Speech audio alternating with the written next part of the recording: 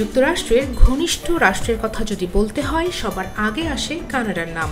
প্রতিবেশী এই দেশটি সবসময়ই রয়েছে যুক্তরাষ্ট্রের পাশে, এমনকি পররাষ্ট্রনীতির ক্ষেত্রে কখনো যুক্তরাষ্ট্রের বাইরে যায়নি এই দেশ। কর চাপিয়ে সেই কানাডাকেই কিনা এখন শত্রু করে তুলেছেন ট্রাম্প। বিষয়টি যে পরম যাতনার সেই কথাই তুলে ধরলেন কানাডার প্রধানমন্ত্রী জাস্টিন ট্রুডো।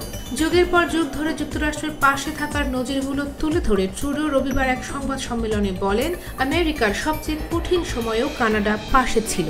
ইরানে জিম্মি সংকট, আফগানিস্তান যুদ্ধ, হ্যারিকেন ক্যাটরিনার মতো প্রাকৃতিক দুর্যোগ, কখন কানাডা ছিল না আমেরিকার পাশে? ট্রুডোর ভাষায়, আমরা একসঙ্গে লড়াই করেছি, একসঙ্গে মৃত্যু মোকাবেলা করেছি।